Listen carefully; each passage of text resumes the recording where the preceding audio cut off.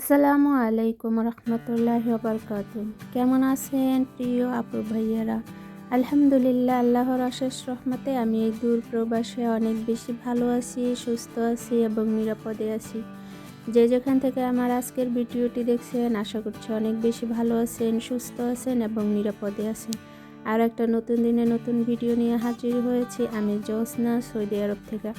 আশা করছি ভালো লাগবে, আর ভালো লাগলে সকল আপু ভাইয়াদের কাছে অনুরোধ করছি ভিডিওতে একটি লাইক দেওয়ার জন্য। আর অলরেডি যারা এই কাজটি করে দিয়েছেন তাদের জন্য রইল অন্তর থেকে অনেক অনেক দোয়া ও ভালোবাসা।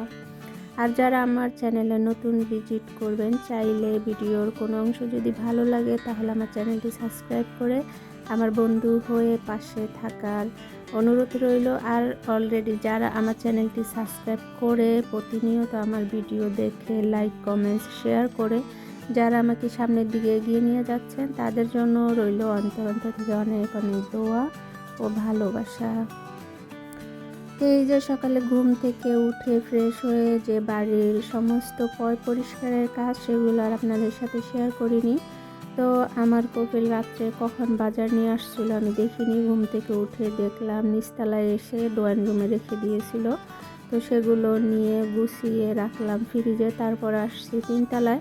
তো তিনতলায় এই যে অনেক কাপড় চোপড়, যেহেতু আমার ম্যাডাম তার বাচ্চা কাচ্চা হাজবেন্ড নিয়ে 4 দিন গিয়ে আর কি কুয়েত ছিল, তো ওখানে অনেক কাপড় চোপড় নিয়েছিল। শুধু ওই জায়গায় নয়, ওরা 2-1 দিনের জন্য যদি কোথাও বেড়াতে যায় অনেক কাপড় চোপড় নেয়, আবার সাথে করে নিয়ে আসে, নিয়ে যায় পরিষ্কার ভালো সুন্দর আর ফিরিয়ে আনে আর কি নোংরা করে সবগুলো।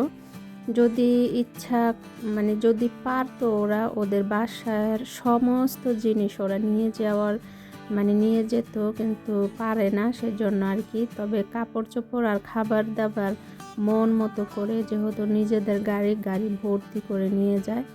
তো যাই হোক, এই কাপড় চোপড় আমার 3-4 দিন আর কি ধুতে হইব। তো 2 মেশিন হলেও কিন্তু কোনো তাড়াহুড়া করে ধুতে পারবো না, কারণ সবার কাপড় চোপড় আলাদা আলাদা ধুইতে হইব। তারপর আবারও এক কালারের কাপড়ের সাথে আর এক কালারের কাপড় দেওয়া যাইব না, তো আর কি 2-3 দিন লাগবে ধুইতে।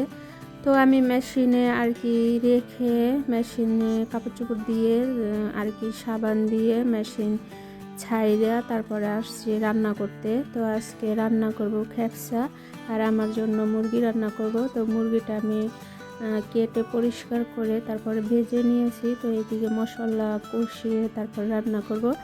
তো অনেক আপুদের ভিডিওতেই দেখি রসুন দিয়ে গরুর মাংস বা মুরগির মাংস রান্না করতে। তো আমারও আর কি ইচ্ছে করলো যে রসুন দিয়ে রান্না করলে কেমন লাগে খেতে। তো আমিও আজকে ট্রাই আর কি করব।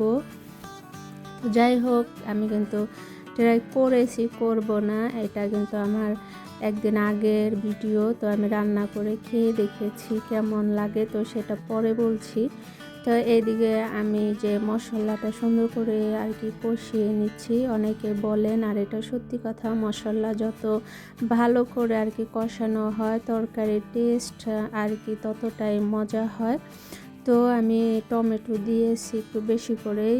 আমার ম্যাডাম আবার এই যে আর কি ভুনা হলে তরকারির যে একটা ঝোল থাকে ঘন, এটা দিয়ে রুটি খেতে সে আর কি অনেক পছন্দ করে। তো আমি বেশি রসুন দেই নাই, অল্প কয়েকটা রসুন দিয়েছি। তাতেই কিন্তু আমার তরকারিটা খেতে আর কি বলবো, এতটাই খারাপ না, আবার এতটা ভালো হয়নি। তরকারির মধ্যে যে একটা রসুনের গন্ধ বেশি আসলে আর কি কেমন লাগে, একটু ভালো লাগে নাই আমার কাছে। তবে আমার আপুরা কিভাবে খায় আমি জানি না, তবে আমার মুখে মজা লাগে না, তাদের মুখে হয়তো মজা লাগে, কারণ সবার মুখের টেস্ট তো আর একরকম না। তো যাই হোক, তারপরে এই যে ম্যাডাম তার বাচ্চা কাচ্চার জন্য এই যে খেপসা রান্না করছি এদিকে, আর এই যে সাদা ভাত রান্না করছি আমার জন্য, কারণ ওই খেপসা খেতে আমার ভালো লাগে না। আর এই 2 বাচ্চারে দুপুরে যে লুডুস বা পাস্তা বলেন সেটা সিদ্ধ করে দিয়েছিলাম মশলা দিয়ে। তো ম্যাডামের বড় ছেলে খেয়ে আর কি ওই যে বল খেলতে গিয়েছে। তো এইদিকে আবার আমি সালাদ কাইটা রাখছি, তারপরে ওই যে খাস পাতা পাতা খায় ওরা, আপনারা তো অনেকেই জানেন, তো সেগুলো ধুয়ে রেডি করে রাখছি। তো ময়লা ফালাই দিয়ে আইসা তারপর চুলাটা গরম ছিল, তো ঠান্ডা হওয়ার পরে তারপরে যে চুলাটা পরিষ্কার করে নিতেছি। অনেকটাই ময়লা হয়েছে, অনেক দিন ধরে আর কি ভালোভাবে পরিষ্কার করি না, বাস উপরে দিয়ে আর কি পরিষ্কার করি।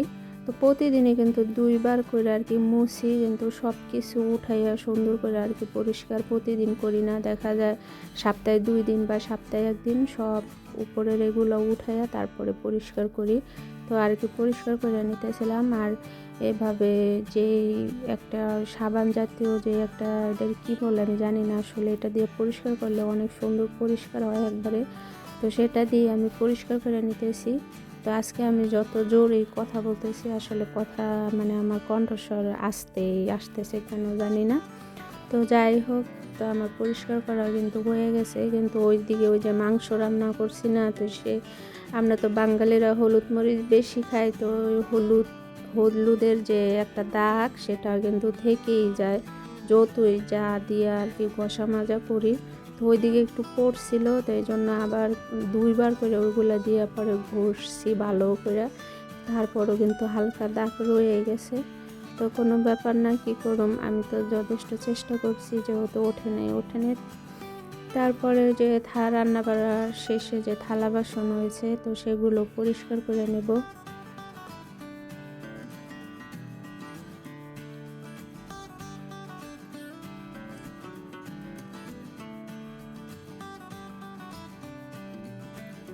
তো আপু ভাইয়ারা, যাদের কাছে ভালো লাগে দেখতে থাকেন শেষ পর্যন্ত, আর যাদের কাছে ভালো লাগে না তাদের আর কি বলবো। আসলে আমারে আর ভিডিও বানাইতে ভালো লাগে না, মানে আর পাচ্ছি না, কেমন যেন একটা বেশি পরিশ্রম হয়ে যেতেছে। সারাদিন ভিডিও দেখা, তারপর আবার ভিডিও করা, ভিডিও এডিট করা, মানুষ যে কীভাবে বছরের পর বছর করে আল্লাহ জানে কতদূর যাইতে পারবো। আমার এখন আর কি মন মানসিকতা নষ্ট হয়ে গেছে গা। মানে অনেক প্যারার মধ্যে থাকতে হয়, বিশেষ করে এই ভিডিওর টাইটেল কি দিব আর কি যেন, এটা নিয়ে বেশি প্যারার মধ্যে আমার থাকতে হয় যে আমি কাল পরশুদিন বা কালকে ভিডিও ছাড়বো, কি টাইটেল দিব। আর একটা ভিডিওর তো জানেন এই টাইটেল আর থাম্বনেল হইছে সবচাইতে মানে ইম্পর্টেন্ট জিনিস। তো এই 2টা জিনিস নিয়ে আমার মানে একটা প্যারার মধ্যে থাকতে হয়, টেনশন লাগে। আর কি বলবো, তো বলার আর কিছুই নেই। তো ভিডিওটা ওই যে বললাম, যাদের ভালো লাগে দেখতে থাকেন, আর যদি ভালো না লাগে তাহলে তো বলার কিছুই নেই। তো সবাই ভালো থাকবেন। ভিডিওটা আজকে এই পর্যন্ত রাখবো। ভুল হয়ে গেছে ভিডিওটা, তো এখনও আরও 2 মিনিট বাকি। তো আমি আর কি বলবো, আমি কথা ভুলে গেছি, আর কথা আসলে বলতে কেমন যেন লাগতেছে। মানে কথা ভুলে গেলে আর কি যেমন লাগে যে কি বলবো। তারপরে কিন্তু কথা বলতে বলতে আমি কিন্তু ভিডিওর শেষ পর্যায়ে এসে পড়ছি। তো যাই হোক, অনেক ভুল হয়েছে জানি আমার কথার মাঝে, সবাই ক্ষমা সুন্দর দৃষ্টিতে দেখবেন। আর কষ্ট করে দয়া করে সবাই একটুখানি ফুল ওয়াচ করবেন। জানিয়ে কথাটা বলতে হয় না, তারপরও বলি, কারণ যার যেরকম ইচ্ছে সে সেরকমই দেখবে। তারপরও বললাম। তো সবাই ভালো থাকবেন, সুস্থ থাকবেন, নিজেদের প্রতি খেয়াল রাখবেন। আগামী ভিডিও দেখার আমন্ত্রণ জানিয়ে রাখলাম। আসসালামু আলাইকুম, আল্লাহ হাফেজ।